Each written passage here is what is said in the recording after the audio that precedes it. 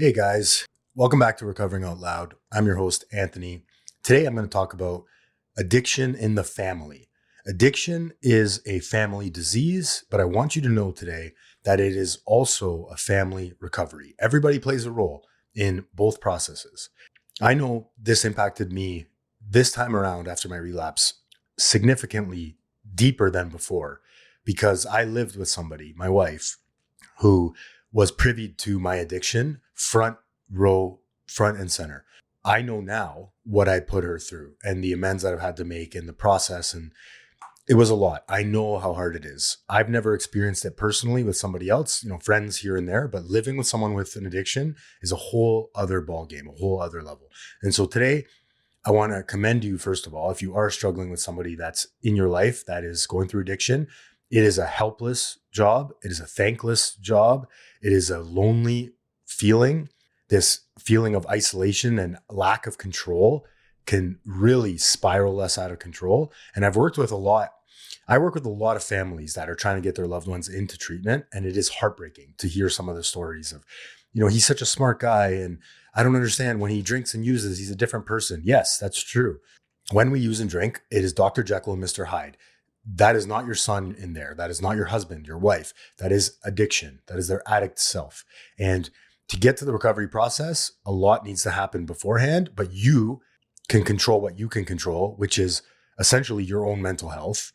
A lot of this isn't going to be good news, but there are steps you can take. And I'm going to go through that today. So when I was going through my relapse, my wife was calling the morgue every night. She was calling hospitals. She was calling police stations because she didn't know where I was. I would disappear for days at a time. And we often hear this in addiction.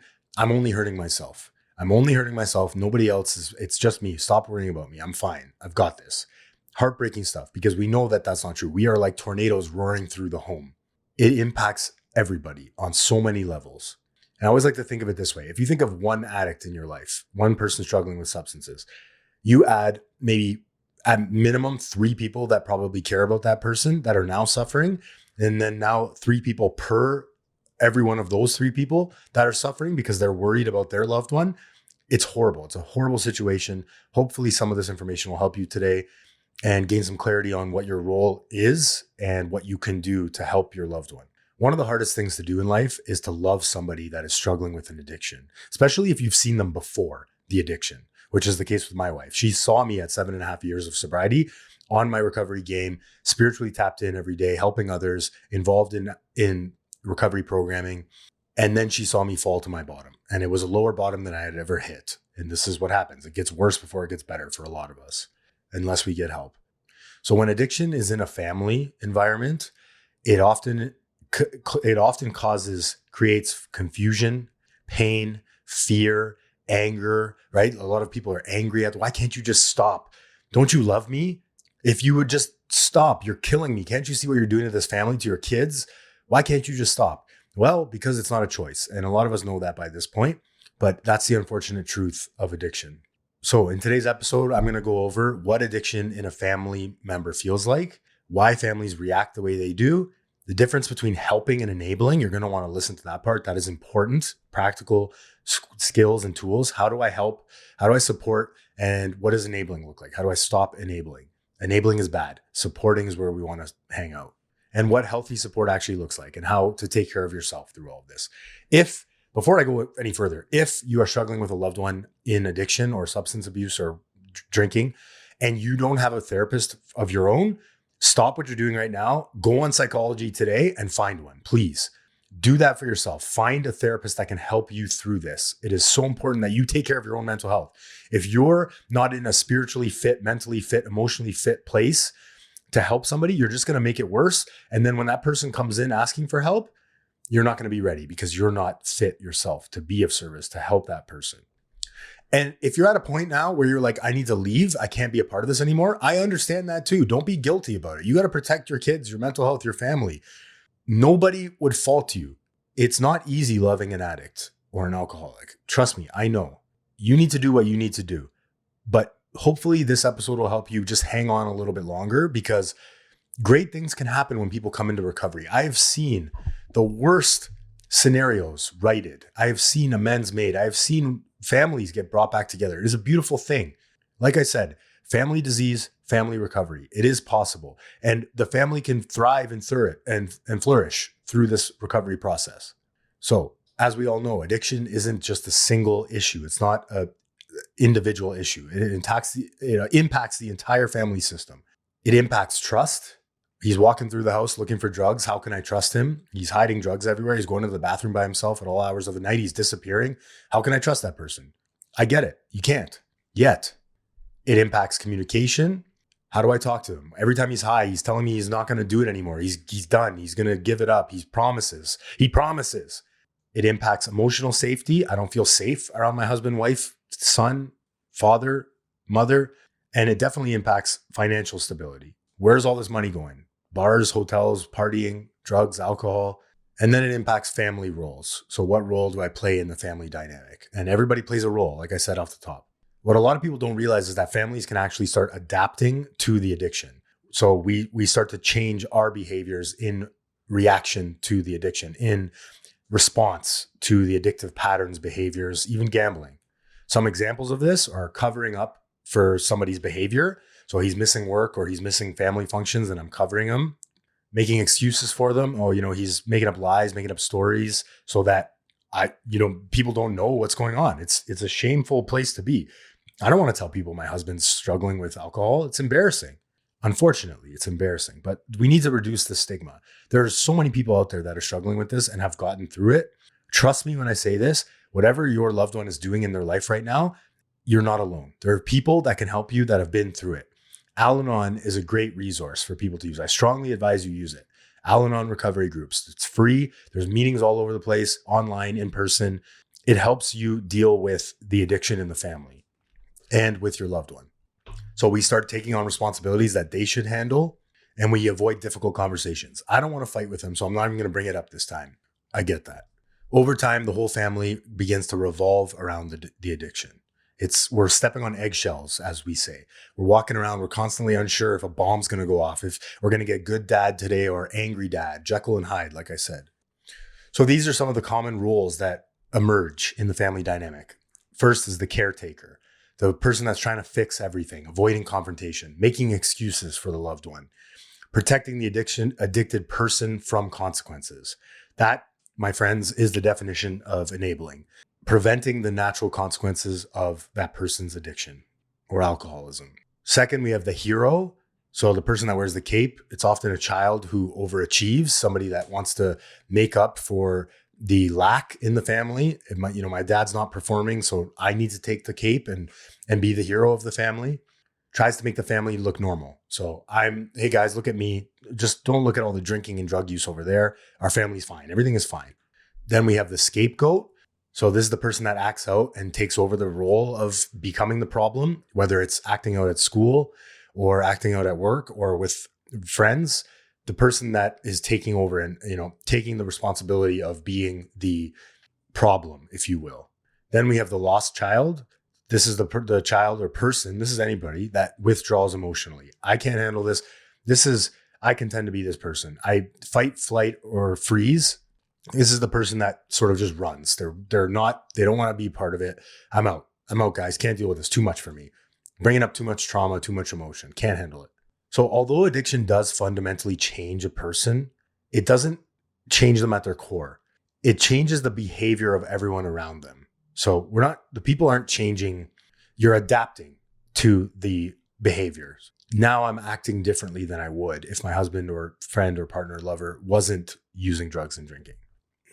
Families going through addiction, dealing with addiction, go through intense emotional cycles. Common feelings, fear.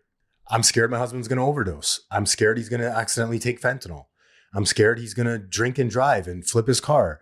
I'm scared he's going to relapse, fear of relapse. Fear of what will happen next. I just don't know what will happen next because I didn't think we'd be this low. We're at a point right now, I didn't think it'd get any worse, and it's just gotten worse. I hear that all the time. Anger, so broken promises, lies, manipulation, stealing. We do all sorts of crazy things in addiction, and it's not who we are at the core, fundamentally. Addiction basically gathers all these layers of armor on us, and we start to defend ourselves and act on those layers and behaviors. I am changing my behaviors because I need to adapt to getting high, to keeping my substance. It's not easy to keep addiction going. There's a lot that has to change and a lot that has to be done to acquire and use my drugs and alcohol safely and the way I want to, essentially. Guilt. Many family members think, did I cause this? Could I have prevented it? Common thing in Al-Anon you hear all the time are the 3 C's. You didn't cause it, you can't cure it, and you definitely can't control it. You didn't cause it, you can't cure it, and you can't control it. Addiction is more complex than that. It's influenced by a lot of things: genetics, trauma, mental health, environment, brain chemistry. All these things loop together. It's multi-layered, lead to addiction. Some of us are predisposed to it, in my opinion. Others just need it to cope with life. We use it as a crutch to get by. It enhances our personality, or we're escaping the moment because we can't live in this current moment. It's so uncomfortable for us. So we need drugs and alcohol to escape, to quiet the noise in our head. Everyone uses for different reasons. Families often carry guilt that does not belong to them. Then we have the hope and disappointment cycle. This one's tough. I already alluded to this a little bit off the top, but the person promises to change. How many times do we hear that? I'm going to stop. I'm going to do it. And you believe them because they are sincere.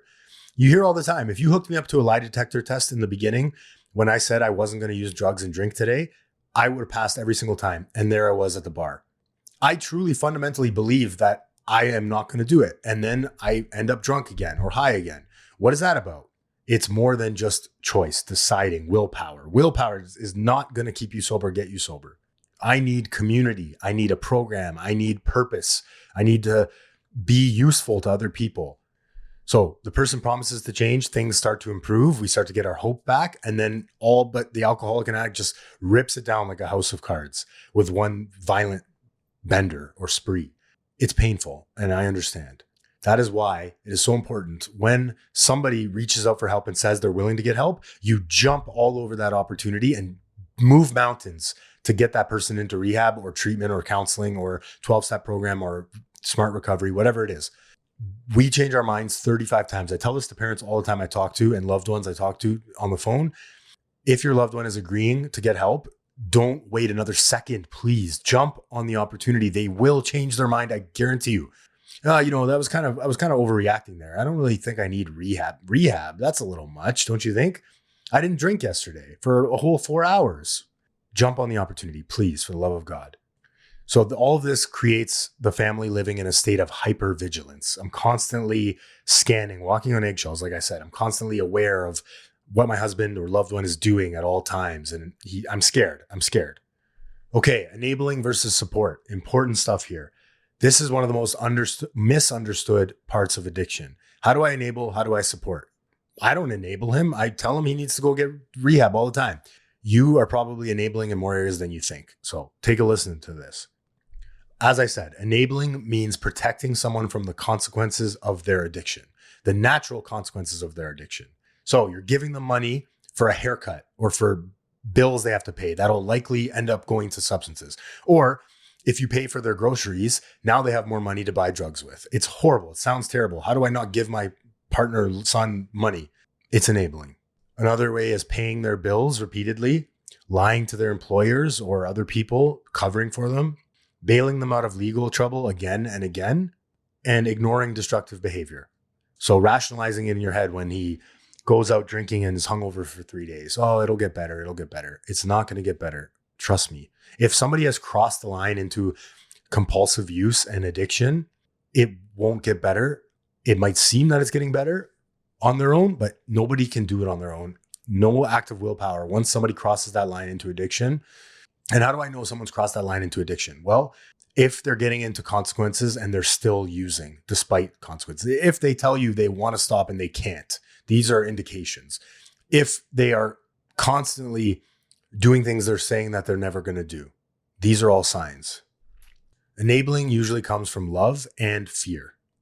People often think if I don't help them, something terrible is going to happen. But in the inverse, this is the great paradox of it, unfortunately, helping them can actually unintentionally keep the addiction alive and drive them closer to their death, realistically. Supporting looks very different. This is what supporting looks like. Healthy support means encouraging treatment. I'm here when you're ready, but I'm not going to partake in you killing yourself slowly. I can't continue to watch you do this. I'm scared for your life. I'm scared for our kids' lives. I don't know what is going to happen next. I need you. I prefer if we get help. We can do it together. I'll drive you there. I'll look up places. I'll help you. Delaying the treatment is enabling. So another healthy support is encouraging boundaries, setting boundaries. And a boundary, I can go into a whole podcast about boundaries, but essentially it's, I am scared when you drink. I can't have you drinking in the house anymore. When you drink, I am not going to be around you. I am not going to partake in your behavior. I don't want you around the kids when you're drunk. And so you take the kids. I've heard this before, but boundaries are sort of our responsibility. We can't expect somebody to leave the house, especially if it's their house. And this is a tough one to wrap your head around, but I am removing myself from the situation. That is a boundary. And then the hardest part is when you say you're going to do it, actually following through. Don't do it alone. I tell parents all the time, get help, family members, loved ones, get people on your side to help you through this. Don't do it alone. An example of a boundary is, I love you. I want you to get help, but I can't give you money anymore. It's not abandonment. It's healthy support. So I guess I will dive into boundaries a little bit. And it's one of the hardest things for families to do because it feels like we're ostracizing the person. We're kicking them out. We're letting them die, but it's actually the opposite. Boundaries actually strengthen relationships. They don't drive them apart, done properly. Many people believe that it's being cold, cutting someone off, punishing them. Not the case. Boundaries are actually self-protection. So an example of healthy boundary, not allowing substance use in the home, like I said, not providing money, not lying to cover up behavior, not tolerating verbal or physical abuse. This is an important one. I cannot take your verbal or physical abuse anymore. Boundaries protect your mental health, your safety, the family's mental health and safety, and your emotional stability. Sometimes boundaries are the wake-up call that somebody needs. Maybe that boundary will push that person to a lower bottom, forcing them to get help or pushing them into a place where they're willing to accept help. Addiction thrives in chaos, and boundaries bring clarity back to the situation. Families need recovery too. One of the biggest truths in addiction recovery is that the family also needs healing. It's a family recovery, like I said. There's often a lot of codependency that happens, anxiety, trauma responses, burnout from trying to deal with addiction in our lives and loved ones dealing with addiction. So codependency for me is, I need you to love me so that I can love myself. This is the kind of behavior that develops over time. As long as my loved one is healthy, I'll be healthy. I'll be okay. It's not necessarily productive. It's not a healthy place to be, codependency. So I mentioned this a little bit, but I'll go into it again. Support options for families. They are out there. Al-Anon, Nar-Anon for drugs, family therapy, support groups, education about addiction. If your loved one goes to a rehab, a lot of the rehabs, the one that I work at has it, they have a family program that is included. Go to that family program. The biggest challenge I have as a coach and counselor is getting the loved ones to get their own help, by far. Why do I need to get help? He's the one with the problem, because you can only control yourself. You can't control them. And that addiction, whether you like it or not, has impacted you more than you probably know. Go and get help. Recovery for families means education. So learning how addiction works. I'll never forget this. My dad, the first rehab I went to, my dad would always say to me, Anthony, you're just being stupid. All you care about is the next party. He didn't understand addiction the way he does now. And it was by going to the family program, going and getting help, being open-minded, being willing to learn, that he understood, no, this is not Anthony choosing to ruin his life. Relapsing after 7.5 years was a perfect example. I am not cured of this thing. If any other person got 7.5 years without using any substances and then started using them again, they would probably not have gone off the deep end like I did. They would have been able to control it. And that was not the case for me. I am stuck with this thing, and it is not a curse. It is actually my superpower today. You cannot control someone else's recovery. If you get anything out of this episode, take care of yourself. You can control how you respond to the addiction. So there's a lot of negatives in this episode, but I want to close with some hope. Loving someone with addiction is incredibly hard, and I commend you for doing it, because you are a fighter. Whether you know it or not, you are a fighter. My wife is a fighter. My parents are fighters. My sister is a fighter. My brother-in-law is a fighter. I put them through a lot. I dragged them through the mud. And now I realized, being in recovery, what the impact I had, tornado roaring through the home. I have since made amends. I am also making a living amends by working a recovery program and not drinking and not repeating the behavior. It takes time to get here. Be patient with your loved one. Or if you've decided you can't take part in it anymore, take care of yourself and your kids, at least for the time being. There is no script for this. There's no perfect way to handle it. These are just some tips that hopefully help you gain a better understanding of what role you play in the family dynamic and in the addiction dynamic. Whether you like it or not, you do play a role. I'm not saying it's your fault. You didn't cause it, like I said, but there is a role that you are playing in the dynamic. Take care of your own role. Take responsibility, accountability for your own part in it. If you are choosing to stay around and bail that person out, that's your part. You have contributed, unfortunately, to that addiction. The good thing is you can stop right now. So once again, the 3 truths. You didn't cause the addiction. You cannot control it and you cannot cure it. Don't ever forget that. What you can do is support recovery, protect yourself, and learn healthier ways to respond. Remember, that is not your loved one inside that person right now. The addiction has taken over. You are dealing with something bigger than both of you. Try to separate the person from the addiction. That is one of the most helpful tidbits of advice I could give you. Separate the person from the disease. I'll end with this. Sometimes the most loving thing you can do in this situation is to stop trying to rescue them from the consequences of their addiction. You might let them hit a newer bottom that they need to hit where they can get help. Rock bottom is when you stop digging. Rock bottom always has a trap door, but rock bottom is somewhere where someone has to be to get change, to want to change, to be willing to get help. Thank you so much for listening today. I hope this helped one person. Please like, comment, and subscribe to the podcast. I appreciate all of you. I am going to be back in the studio with more guests coming up. I've just been busy and money is an issue right now, renting the studio. So I enjoy doing these ones. If you have any ideas, please send them to me. If no one has told you this today, I love you.